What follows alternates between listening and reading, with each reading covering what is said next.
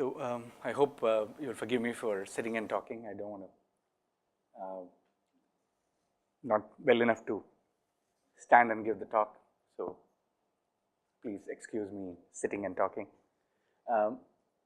So, well, the last talk of this series that was planned, I want to talk a little bit, which I've called questions for multi-agent logics. So let me just give a summary of what I want to say, and then you can decide whether you want to listen to it. So this meeting is on logical aspects of multi-agent systems, and I want to say that, look, what is it that we mean by agent out here? Now, generally, agency is supposed to mean an agent who makes choices, perhaps based on beliefs and preferences. And often multi-agent or multi-agency is intended to reflect interactions between these. That means mutual dependence of agents' beliefs and choices based on each other's, taking into account maybe overlapping preferences, non-overlapping preferences. And I would think the logical aspects is meant to explicate underlying reasoning in systems that reflect such multi-agency.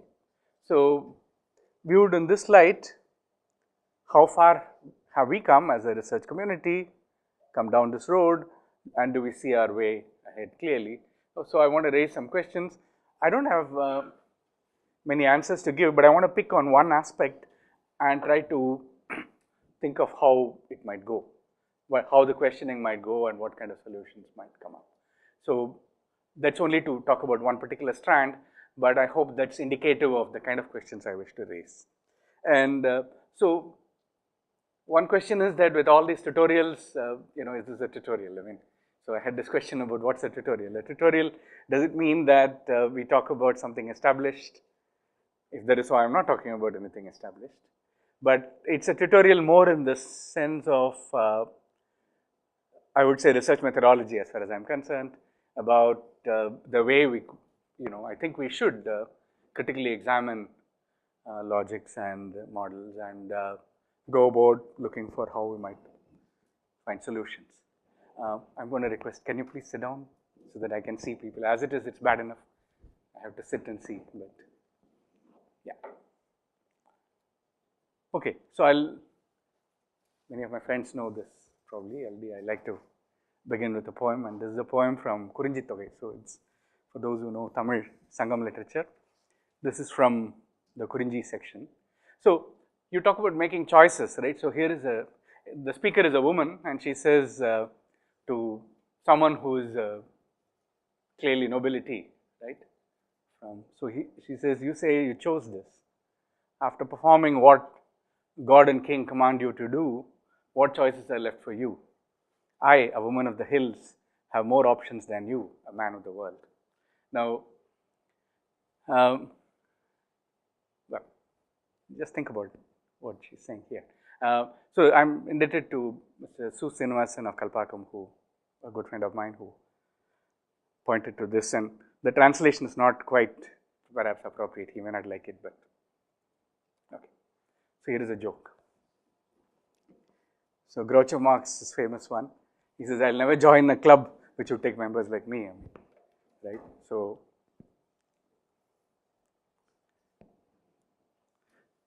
and here's a quote, and this is from Amartya Sen's book, Identity and Violence, which I very strongly recommend to everybody.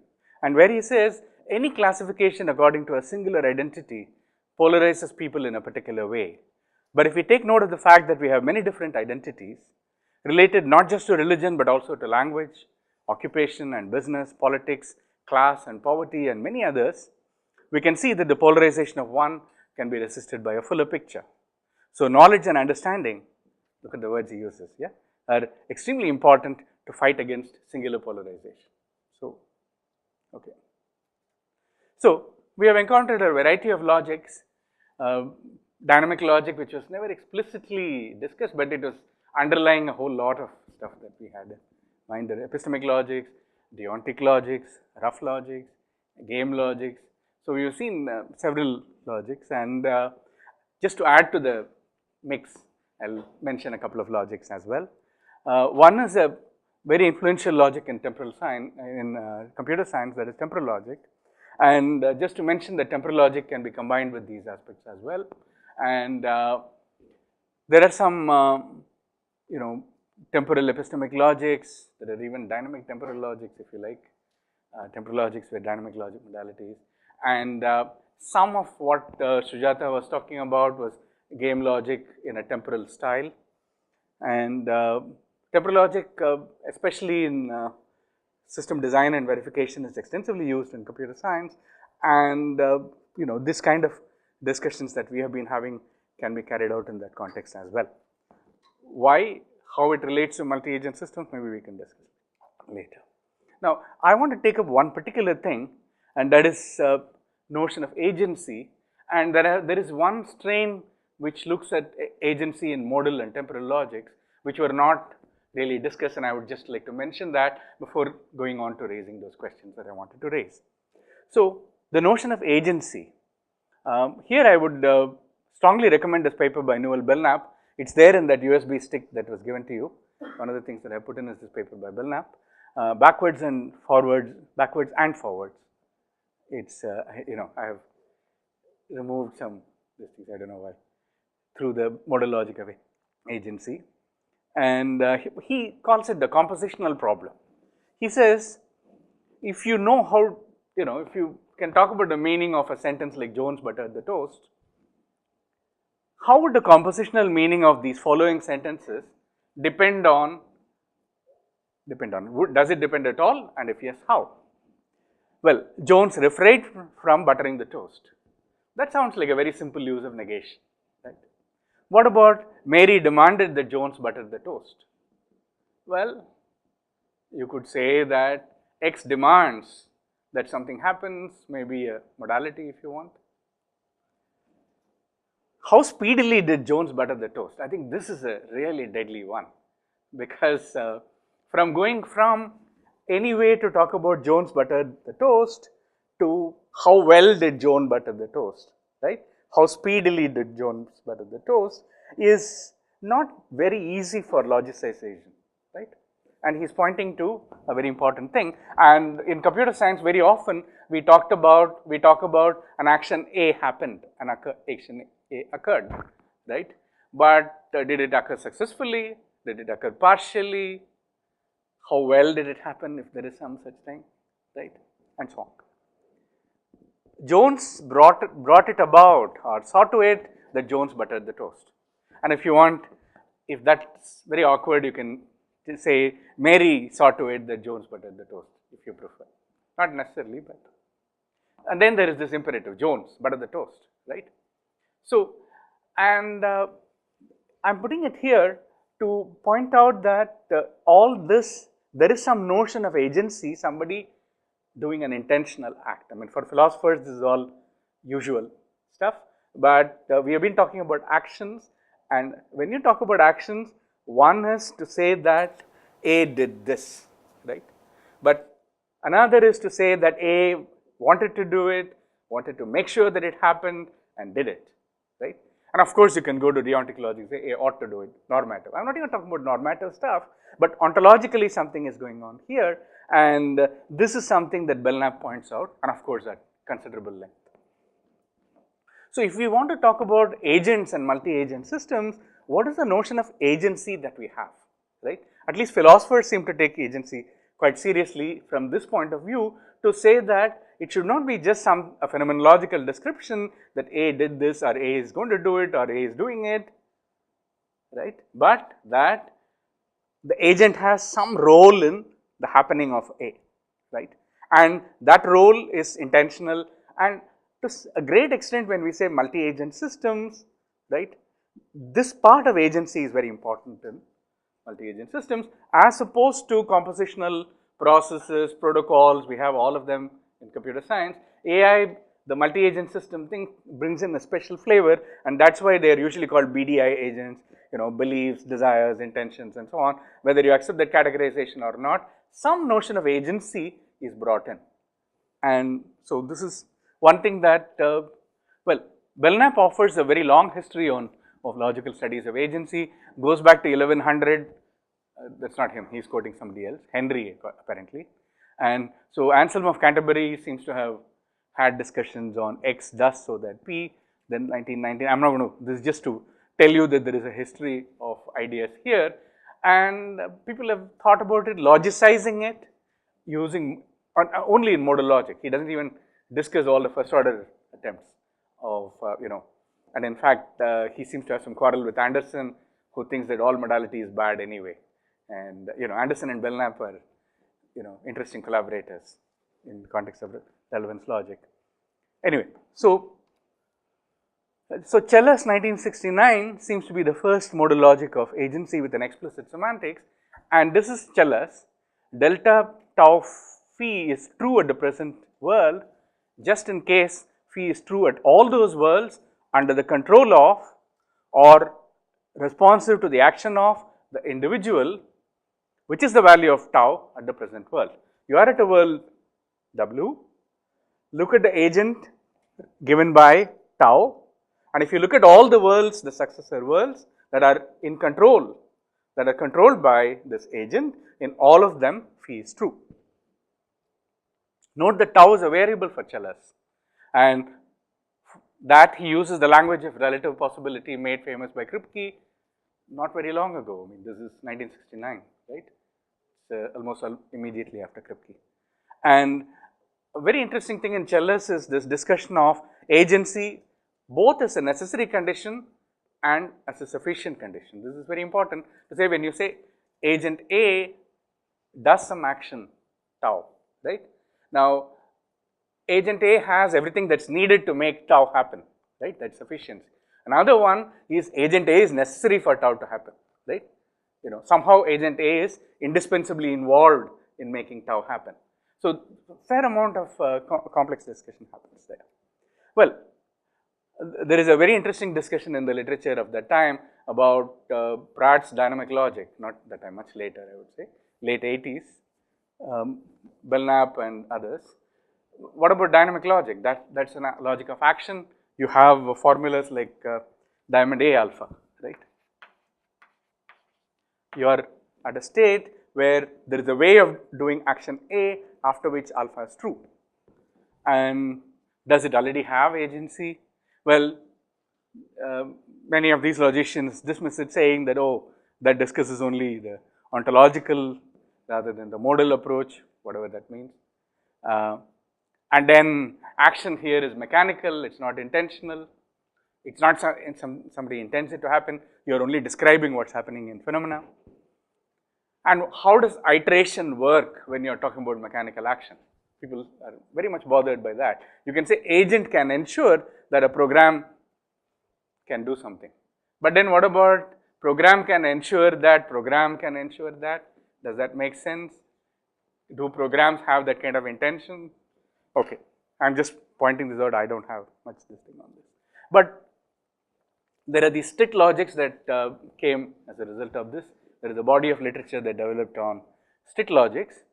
The formula strict phi, strict J phi, read it as, is that by their current choices, the agents in the group J is a group, a set of agents, a finite set, they can guarantee that phi is true, whatever the other agents do. So, think of a lot of agents acting intentionally, doing various things, and they may be out to create a disturbance, but this group can make sure that the outcome is phi. And then they have, so this is the main modal connective, and you have other modalities. Diamond phi stands for it is historically possible that phi. Its dual box phi is to be read as phi is settled true. This is because if you have agency and if you are making something happen, right? I mean, I remember when my daughter was a baby, she loved to push a train. I mean, sitting inside a train, she enjoyed this idea that you just, push the window and the train moves. Of course, it doesn't. But you can always think that you are doing something, but it might simply be a historical necessity, right?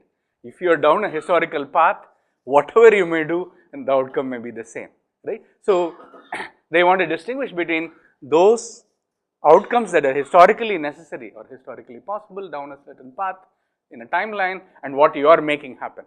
So that is why you have this modality, but that's easily anyway expressed in this. For instance, box phi is simply state empty set phi. Phi is historically necessary if and only if the empty coalition sees to it that phi happens. So, and then they also use linear temporal modalities, like sometime in the future something happens, always something happens, and so on. And so the critical kind of statements that people want to write are things like the last one there. J is agentive for phi under the circumstances given by C is expressed as C implies state J phi. This is so state logics, a fair amount of literature. So you want to take this primitive that agent sees to it that C holds, and there is a controversial thing there. There is a validity which is much questioned. That means that if I is not equal to J, then if agent I can see to it that agent J can see to it that phi holds, that means it must be historically necessary. So this is all much debated, and again I am not selling state logics. I am here to tell you that that's one interesting line of attack on agency, taking agency frontally as a modality and looking at it in the presence of other familiar modalities that we know of. So I would refer you to Belknap and later papers. It's there in the USB state. There is another one is much studied in computer science literature, is the temporal logic of ability. So this is the alternating temporal logic ATL of Allure, Hensinger and Kupferman, very recent relative to the other logics we were talking about.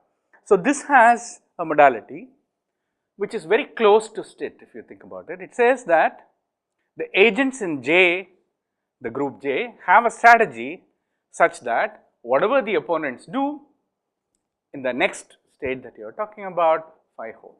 So the model that they work with is something like this. So it's a tree of possibilities.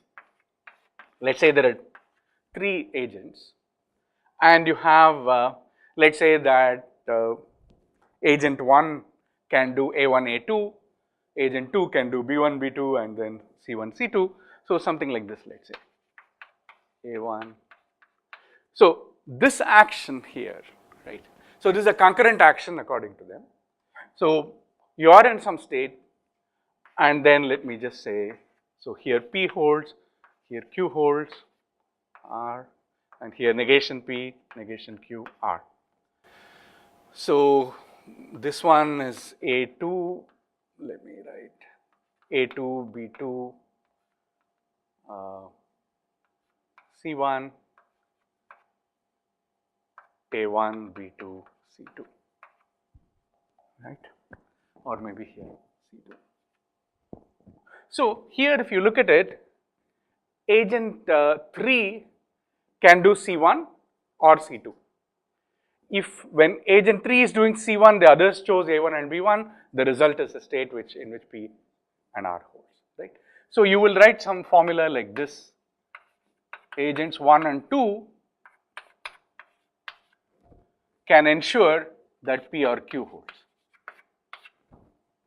This says that no matter what agent 3 does, agent 3 can choose C1, in which case these two can collaborate on doing A1, B1 and achieve this. Agent 3 could choose C2, in which case they could respond with this pair and arrive at Q. So no matter what agent 3 does, they have a strategy by which they can ensure this. The dual, on the other hand, if I were to write it like this, you will only get the weak one R, which is true now, right. So, and this is one step, and of course after that you can instead of X, which is the next one, you can put future, henceforth, until, etc., etc. So that is called ATL, and this bundling of the control modality and the next state is because historically it arrives from computational tree logic, CTL, and so they call it ATL because it's alternating relative to that. The terminology is rather weird, but it's really a logic of ability you want to assert. And ATL star, like CTL star, again you can mix, you can liberate the temporal modalities from agency modalities, you can freely mix these with so-called path formulas in trees. And this gives a non-normal monotone modal logic. And this is a modal logic that has been much studied. And once again, I am mentioning it, there is a considerable body of literature on ATL, ATL star and these. And there is some agency that's taken very seriously in this logic. It mixes temporal reasoning and agency in a particular way. You could think of what's happening here as a normal form game, right? This is a normal form game where, you know, there are 3 players playing this normal form game. Simultaneously, they choose, right, one such thing. And so you can think of, you know, a tree of possibilities where at every instant a normal form game happens between agents. Yeah. So there is some mix of agency and yeah, not much interaction, not much this, and of course you can add more stuff. Now ATL is I would say an elegant and compact tool to talk about what coalitions are able to achieve against their opponents by means of strategies. But it's not quite correct to say that they are coalitions and they can achieve, because, you know, intentionality is very much lacking here, because, you know, when you say here, right, you can say that agents 1 and 2 have a strategy to either respond to this or this, right, but it's not as if they actually get to see what the other agent does. This is very much like Nash kind of reasoning, okay. So one should be a little careful about all this stuff. I mean, these are notions that need to be analyzed very carefully, because you can think of it as agent, if they had a coalition and they could agree on what to do, they could, but agent 3 picks C1 or C2, right. What if the same problem that comes in, you know, in games where existence of Nash equilibrium is easy to prove? How do you play so that you achieve a particular Nash equilibrium is hard, and there is no such thing here at all. There is no way agents 1 and 2 can get together, make a plan and say, hey, first round I'm going to pick A1, you pick B1, then you are dead, because the other guy might pick C2, right. So, so a bit of hum and hawing before you completely accept what happens there. But once again, you have to go through the literature, you know, dirty your hands a bit with formulas, and then you can get some insight into what sort of things happen there. So it's not full agency like in game theory. It's not, and certainly nowhere near what the philosophers want. And it's not as, you know, phenomenological descriptive as PDL's style temporal logic. It's somewhere in between. Is that what you want for the particular multi-agent system that you are interested in? You have to choose. One major problem is that there is no continuity to agents at all, right? It means what? I mean, let's say that there is one more here. So I don't know, maybe at A1, B2 and C2 here, going to some state with some Q1 not, right? Now, it may very well be the case that here 2 and 3 have a coalition to force something to happen no matter what agent 1 does. So, there is no continuity to agents making a plan for all time, right, along with other agents, right. To even describe such a thing is pretty much impossible. That's one. And the second thing is that you can have a strategy at one moment, and the very next moment the strategy will give you the same strategy will give you a different result, right. So they call it revocable strategies and so on, and there is a fair amount of mess relating to that. Second point is, so there is no memory to strategization in this, right. And the second thing is that only existence of strategies figures in the reasoning. Strategies themselves remain unsung heroes, the way Johann van Bentham says and Sridhar was talking about. Now, a number of extensions exist to handle the kind of problems that I am talking about, but it's very much in the bug-wise refinement that computer scientists are very good at. Okay, here is a problem, so here is a logic that will fix that problem. Okay, then you say, you know, strategies are not there, here is a logic that fixes the problem. By the time you put all of this together, it's baroque and impossible to do anything with.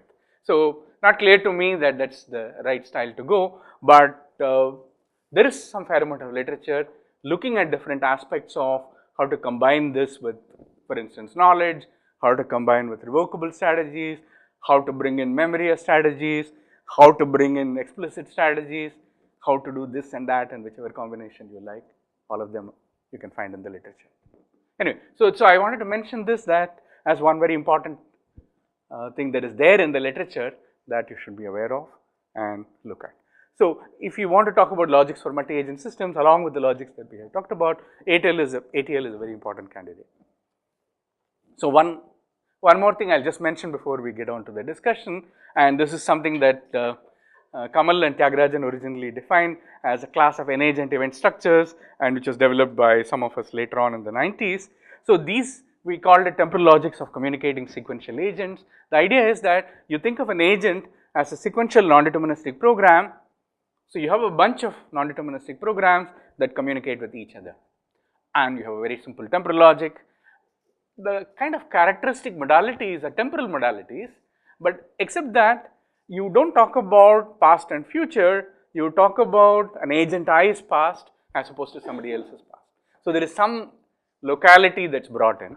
So, you can say diamond minus I alpha in the past, in the I past there is some alpha that holds. In the I future something holds, which only means that whoever asserts it, according to the latest information that you have from I, there is an I future in which alpha holds. So, interactions, and this is talked about.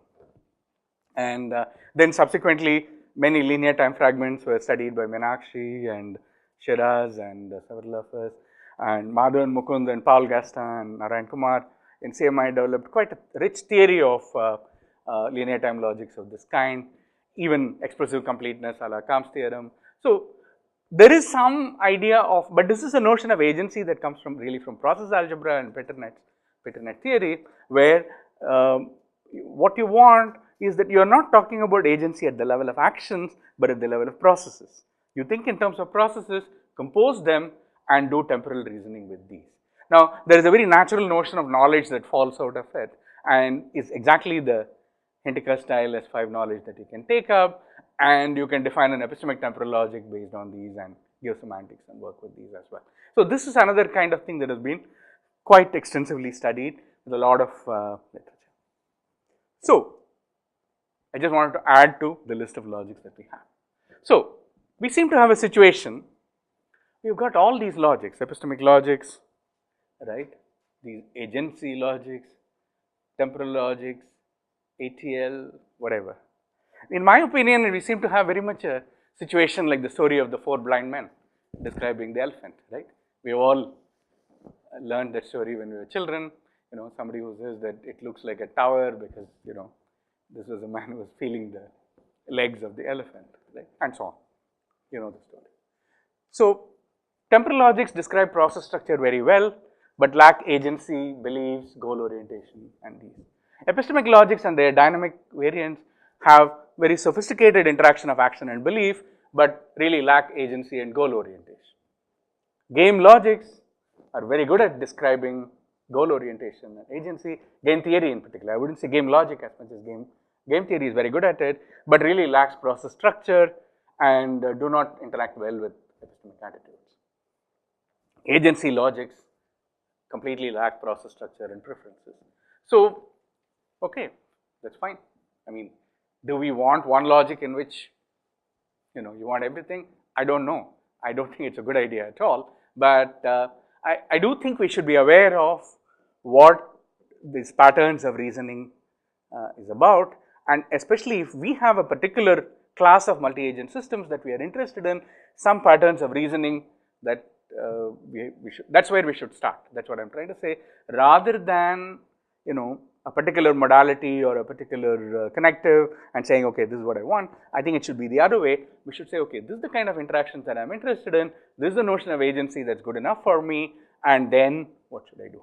Now, I want to pick up only one strand and look at the questioning further, and that is about agency. Now, if you are going to look at agency with any of these, you know, I will of course pick on epistemic logic because that is easier for me, but pretty much this kind of discussion could be carried out in any of these logics. Now, first, one just a digression, I am not going to talk much about this, that one very important problem with system building that is pointed out often is this so-called logical omniscience problem, that is the K axiom, with the exception of Olivier's discussion, pretty much all the rest assumed, including ATL or all these that we are talking about, assume something like logical omniscience. Now, there is a very practical locution that the computer scientist comes with, which can take care of your problem quite a bit when you are building AI systems.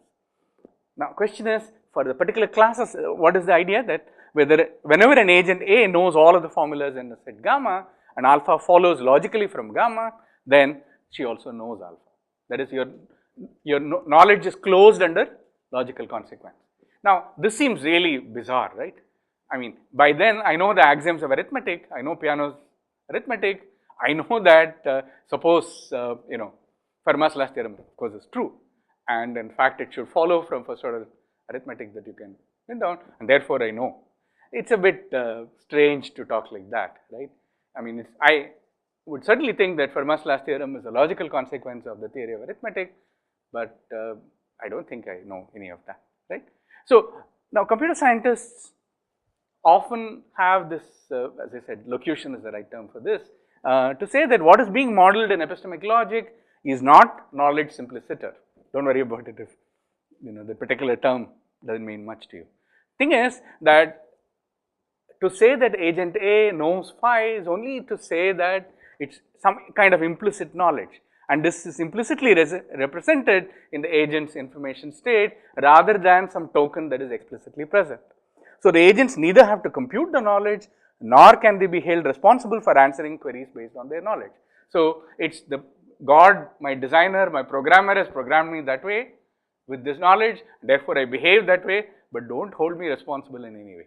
But the problem with agency here is that, in my opinion, this works very well for distributed algorithms, right? There is a sense in which you can say process A sends this message because it knows that B doesn't have this bit right now, and B knows that C has terminated and therefore chooses to terminate, etc., etc. Makes a lot of sense. You can assign knowledge to processes and do, but then you shouldn't be talking about agency in the sense of multi-agent systems when you do that. So, if you are not that much interested in agency, in my opinion, there is a lot that you can do. You can say thermostat knows that the room is too cold and therefore, room is or goes off hopefully, or the other way. So, you can do all this. In my opinion, there is not much of a difficulty, but then don't assign intentional acts to those agents and don't talk about it as optimizing preferences or like e-commerce systems and so on. It's when we mix metaphors, it's when we want to use that as well as do e-commerce, as well as do bargaining and negotiation. You want to do everything that the problem comes, right?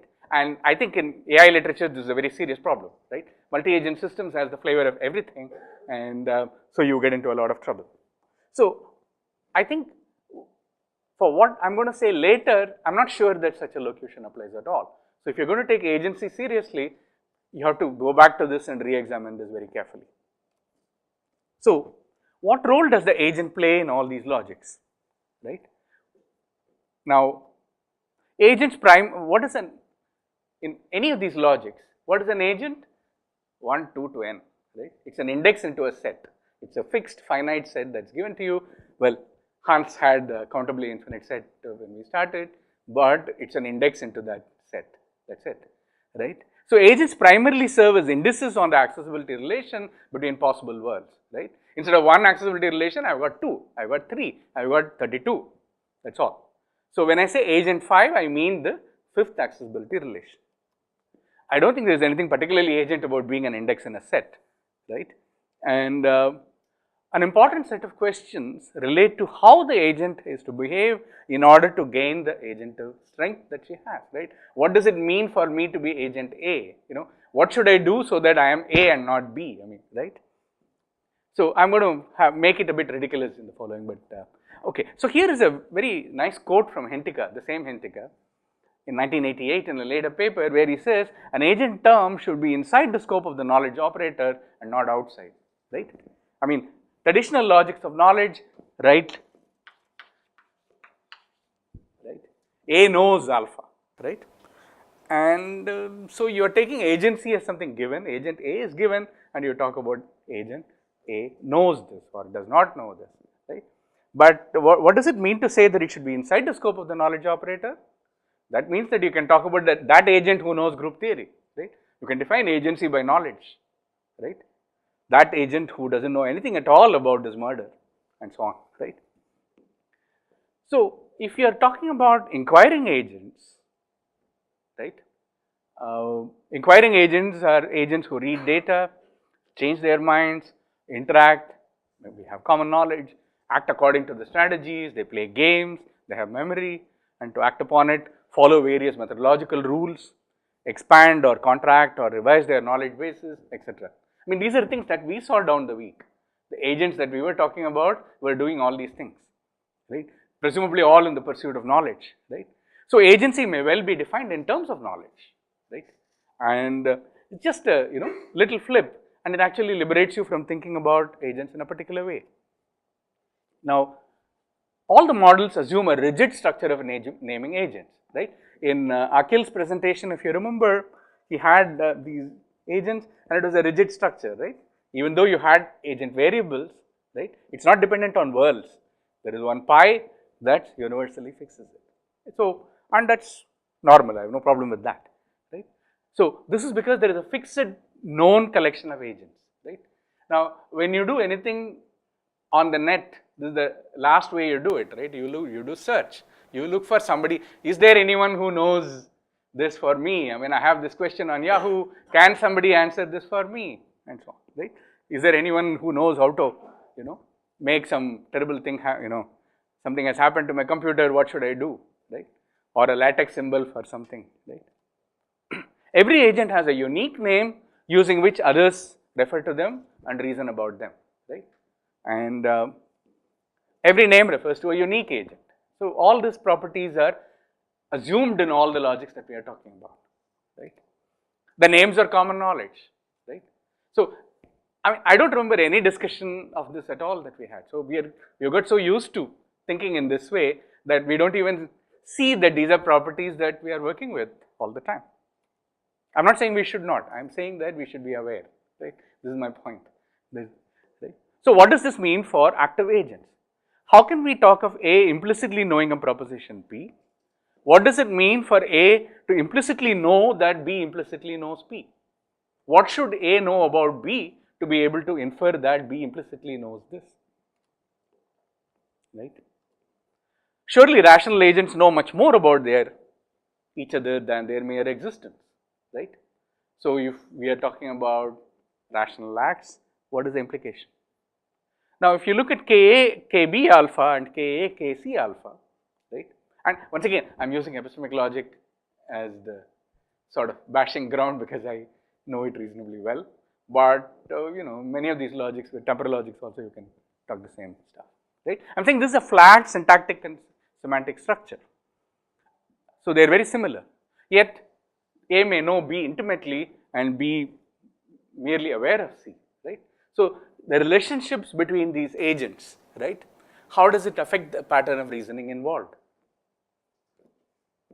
Now, there are many epistemic contexts where even the naming assumptions are unjustified. Internet, right? No agent knows how many others there are and the number changes every second as we speak. And in many interactions, there is no proper name, but only role name like group owner, moderator, etc. Group identities may be relevant even only, see, group identities have always, through the week, it's always group identities exactly like this 1, 2, right? But this is not how we use group identities all the time in our communications today, right? So, even when we have only a sketchy understanding of the group composition, right? I mean, Sujata talked about this Google group, Logic India, right? And all become a member. Who are all the members of the group? And I don't know, and I don't care, right? I mean, when I post something on it or when I read something on it, right? I don't immediately go and say, but this is the group that includes so and so, and not so and so, etc., right? So, there is some implicit representation of groups. When names are descriptive, we do not know the agent, right? Nor is the description and reference common knowledge, right? For instance, consider the woman in blue saree who checked me in, right? Now, it's only a role, some action, the entire description is based on some action and so on. Right? So My case is for non-rigid names, and I would say that not so much for philosophy, but for computer science, it's even more desperate, right? In security theory, authentication and anonymity are both critical issues, right? The name to agent mapping is never a bijection, right? In fact, quite a lot of the work is to make sure that it's not a bijection, right? So there it must be, so the set of names can be common knowledge, the set of agents can be common knowledge, but the mapping should not be, right? This is very important in security theory. And these are patterns of reasoning very important for multi-agent systems. And yet knowledge and ignorance of agents are the central concerns of security theory. And I would say knowledge and ignorance, pretty much the way we talk about in epistemic logic, is very important, but not with the kind of rigid agency that epistemic logic comes with, right? As at the other extreme, symmetry is a desired property for many distributed algorithms, right? You don't want to mess with, if you're talking about an algorithm that involves n processes, if you just permute a set of indices, if the entire algorithm behavior changes, you are in trouble. So usually you want symmetry is a desired property. So it should be invariant under permutation of agent names, and that comes with its own problems, right? All kinds of philosophical conundrums. Yes. When agent names are symmetric, you can get into trouble, right? I mean, do I exist, right? Consider two identically programmed robots, R2 and D2, right? When you say R2, come here, who should respond and why, right? And in an entirely symmetric system, how can an agent know its own name, right?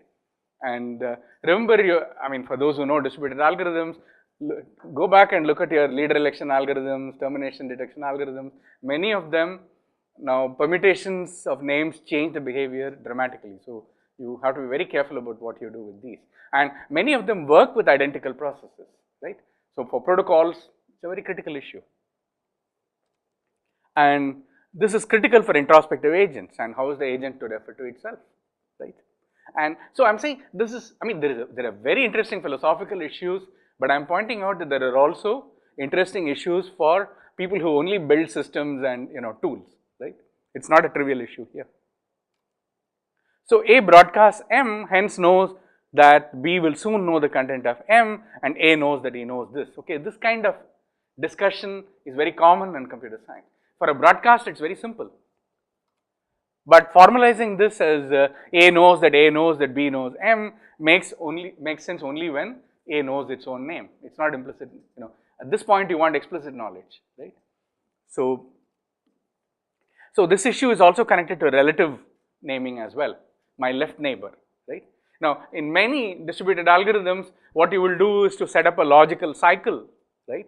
And then say the left neighbor passes the token to the right neighbor and so on, right? So you need relative naming, right?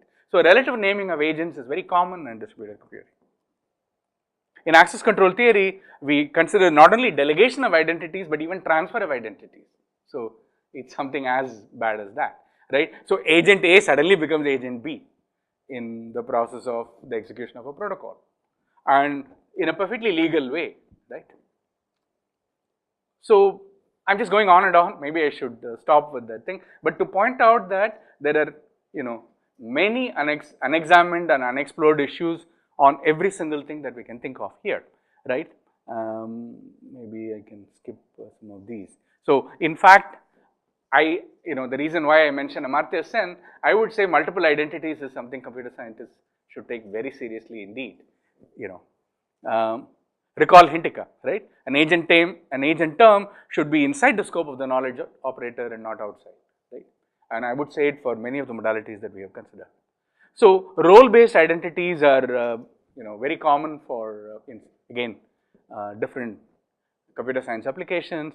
Protocols are really idealized patterns of interactions between formal role-playing agents, right?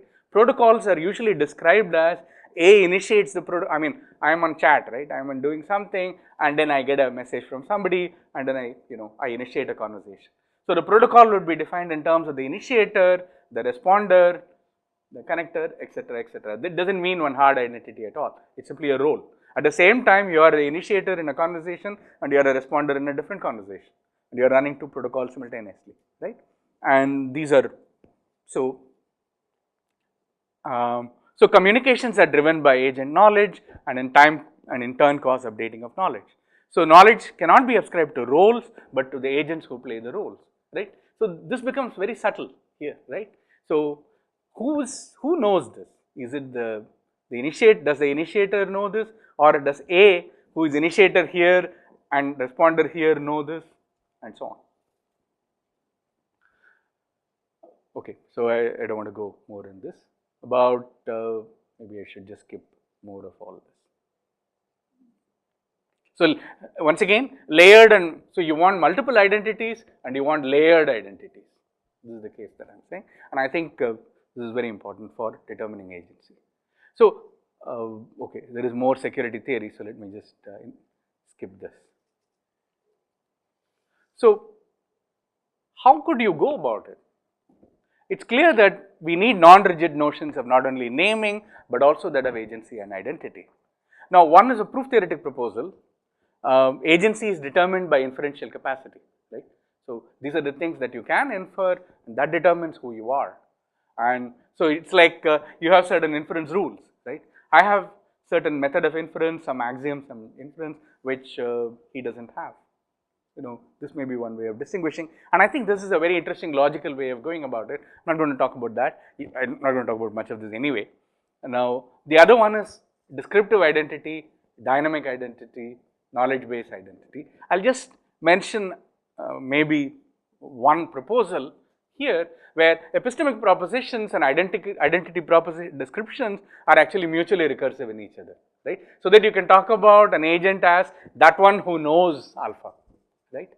And similarly, now you can say that the one who knows alpha also knows beta, or necessarily knows beta, and so on, right? So for instance, if you want to talk about propositional identities, so let's think of a propositional logic where you say, you know, you just have booleans describing identities.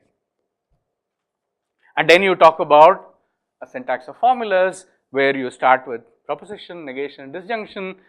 Somebody, you know, S iota alpha says that somebody who is this agent iota knows alpha. Everybody knows alpha, right? Notice that you don't have infinite conjunction, disjunction. So that's what is the role they play. And then you can talk about identity evaluations. So it's quite a lot like the variables that Akhil was using, right? Except that these are just direct terms denoting these. And then you can talk about some particular name being this letter is easily defined. So you can say someone whose identity is given by I knows alpha, everyone is the corresponding universal quantifier. Now you can start writing some very simple axioms and then argue that you get a complete axiomatization and so on. I'm just trying to say that you can start playing the logical game in this way, right? So that flexible identities is not that difficult. You don't have to work with rigid identities. What about knowledge-based identity of the kind that I was talking about? As I said, it's a 5-minute tutorial, not to sell a particular logic, but to say that you could go about it this way. Look at a knowledge, a modality here to talk about identities, right? So you're talking about identities and you have a K operator on identities. So its identity can be defined by knowledge of alpha, which of course can refer to other identities and knowledge formulas, right? So you can say K alpha or K beta, the one who knows alpha or the one who knows beta, and so on, right? Which can be recursively built up. And I'm not even writing the semantics of alpha, the language alpha. Choose the appropriate modal language that you are interested in. And then how do you define the semantics, right? Now you are saying that in a world which are, I'll say that n and n prime are equated if, you know, when you look at these valuations that we were talking about, it's, you know, the other one should be, yeah. As far as W is concerned, it can't tell, right, whether this identity is n or n prime. This is what you are saying, right? So that's an indistinguishability relation, and that gives the semantics of K alpha in this context. And you can build up a complete logic based on this. So it's got only quantified identities, and you could talk about things like where n is a rigid identities. You can say that the agent n knows that somebody with this descriptor eta knows alpha, and you can talk about all this stuff. And the technical machinery becomes much more complicated, but I assure you that it's like one day's work to set up and follow where it leads. And of course, the first order language of identities is much better for such purposes. And when you have these agent variables, equality makes a big difference. And equality is actually very interesting because you need equality to talk about notions like myself and relative identities like left and right neighbors. So you can talk a lot about all these things. And then you can initiate a cottage industry, as I like to say. You add these modalities, those modalities, and you've got some 8 different things that you can talk about. 8 there, axiomatization, decidability, expressiveness, what have you. But I personally would make a remark on that also in a moment. And so you can think of these as role formulas, and then you can talk about communication. So communication is very interesting because you want to talk about communicating with not that particular agent A or this particular agent, this group of agents A, B, but the question mark I is a search, right?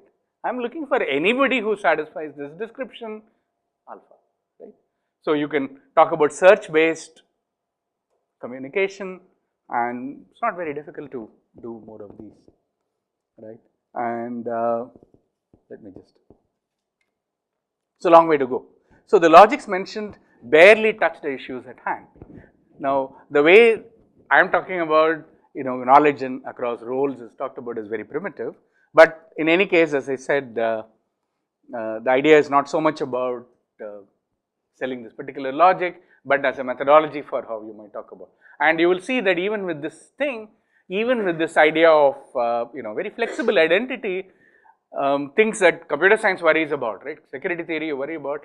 Forward and backward secrecy is a big issue in security, right? You have a group, right? We talk about group epistemics, right? You have a group, somebody joins the group, right? Now, how do I make sure that this new person doesn't have, somebody joins our department, right? Very nice. And they should have access to all kinds of files, right? All kinds of minutes of faculty meetings because, many things were discussed and that person needs to know today. But, there are some things that the new entrant should not see, right? Because, in hiring a lot of stuff would have been discussed, right? So, which are the things that the new person who is joining the group can see, which are the things the person cannot see? And similarly, somebody leaves the institute, right? Now, the person was very much a member of the institute, so there is always some documents that the person has access to. But which are the things that again the person can continue to see, which not, etc. Right? So this is called forward and backward secrecy, and we are not even touching any such issue. Now, once again, in multi-agent systems, I am picking on one particular aspect. My point is that if you start taking agency seriously, there's a host of research questions that are involved and logical issues that are involved, and agency is at the heart of quite a bit that happens, right? And notions like identity and agency are very important. Temporal framework is more suited. Okay, that I don't know. Anyway, so we cannot take, the other thing is actions. I have not even started talking about relating actions and identity. So agentive, if you remember, was about tying actions to agents in some necessary or possible way, right? That is the modal way of thought. And I have already pointed out that already in the notion of identity and naming, there is so much to be studied. Now, this mapping of actions to agents, there is again a host of issues. Okay, I'm going to skip all this stuff. It will be put up on the stuff, so you can always take a look at it. Okay, there are more jokes here, but and then agency in time, right? This is another thing, right? You are thinking of one identity, agent identity that is there fixed for all time, right? But agency itself changes with time, capability changes with time. And so if you're going to tie capability to agency, the temporal evolution is very important, right? This is a favorite sentence of mine. We have seen an ancient civilization crumble. Who's we? We were not around, right? This is from the Decline and Fall of the Roman Empire, right? Gibbons, right? Very famous sentence. But who's we, right? The Roman Empire is long dead and gone. But there is a sense in which identity is fixed by temporal continuity, but this transformation is really complex, right? Now, okay, you can say computer scientists need not worry much about it and so on, what do I care about Gibbons and stuff, but temporal continuity of agency is something which we assume in, for instance, in game theory, it's assumed all along, but exactly what that means, what is the underlying logical pattern is something which is not clear to me at all, okay. And then wisdom of the crowds, right? There's this book by James Surowiecki. I don't know how many people have read it. I would strongly recommend it. It's fun to read. He talks about collective wisdom, right? Today on the internet, we have a lot of this happening. It's surely collective, but is it wisdom at all? What kind of knowledge is it, right? Please sit down. Yeah. So, notions of aggregate knowledge, again based on hard identities seems really unsuitable in my opinion for the kind of thing that's being talked about, especially any discussion related to the internet that you see, hard identities must go, I mean that's for sure. How exactly do we reason is the question, okay. So last words. So I hope the case has been made for multi-agent logics, at least with a flexible notion of identity and agency. And once again, I wanted to take up that not because, I want to centralize this issue, but to point out that if we want to talk about multi-agent logics, right, I think these are terms that we should take very seriously indeed. And I would like to make a case that even apart from the deeper philosophical issues, simply as programs that talk to each other, but programs in today's internet world and with the problems of security, with the kinds of interaction that are involved, I think there is a huge amount of logical work that is to be done in explicating underlying reasoning. Computer science lacks a notion of agency, but offers highly sophisticated models of flexible interdependence. In my opinion, philosophers and modal logicians don't even touch the kind of thing that TCP/IP offers, right? The tremendous flexibility that internet has shown in 10 years, right? It's simply ways of combining that 15 years ago were proposed, or 25 years ago were proposed, 20 years ago people were experimenting on, 15 years ago it was there and now it's in everybody's hand, right? This kind of, when people talk about interaction and communication, there is a lesson here, right? Flexible models are, computer science offers flexible models there, no reason to listen to mathematicians, philosophers and anybody else. I think computer science offers new models which should be taken for what they allow. But on the other hand, it lacks a notion of agency entirely, right? Notion of utility. Game theory has very interesting notions of agency and utility, but communication is very primitive and very rigid notions indeed. So logics of ability and all the logics that we are talking about do not bring in explicit reasoning about utility and goal orientation. So I would say it's in fact time to re-examine the von Neumann axioms of utility in the context of multi-agent systems, right?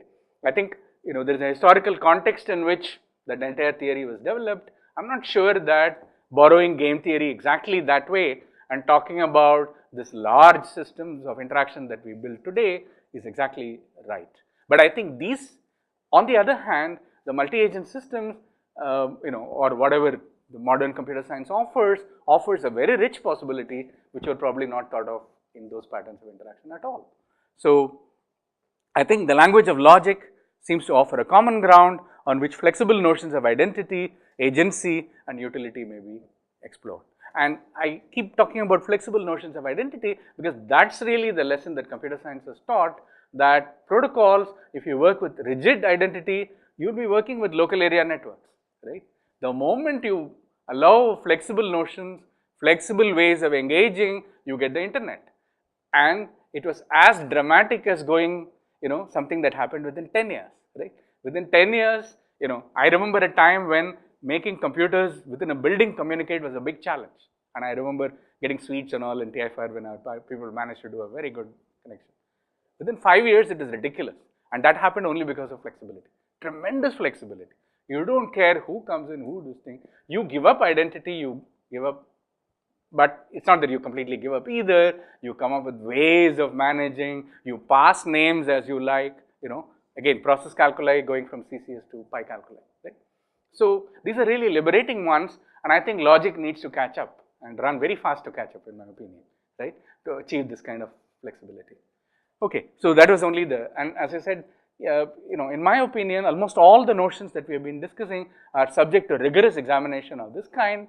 And one thing I want to say is that coming up with logics or logical methods is not only about providing a language for which you prove axiomatization. And there is by mistake, one line got in that about complete axiomatization. I was trying very carefully to avoid that. But remember, this again is a polemic from 1930, right? I love that, right? For Foundations of Mathematics and Gödel. But it's only a polemic. Completeness, decidability are terms that come from Foundations of Mathematics a la 1931. It's an interesting thing, technical issues. There is a lot more to logic. Hopefully, logic is about doing proofs, right? So, when somebody proposed the logic and we go through, we saw little proofs in Olivier's presentations, right, to expose some paradoxes. But hopefully, these are things where, or we can automate proofs. Model checking is a paradigm again. One should not, go very far with that. But logic as a language, as a concise language, as a way of comparing models, offers tremendous freedom, right, for exploring notions. And in my opinion, for multi-agent systems, logic has tremendous way to contribute, but perhaps in those terms, not necessarily in terms of the polemics that Hilbert and Gödel came up with. Maybe there is no one, Hilbert's program for multi-agent systems probably doesn't make sense to me. I think so. All the kind of results that come out of that, go only so far. I think we would like to use logics for cleaning up, our idea of models, build new models, use it to compare models, maybe use it to do proofs, actually. Not necessarily proof theory, not necessarily automated proof systems, maybe proofs by hand, like the way Dijkstra and Hoare proposed, and programming theory, went very far with that.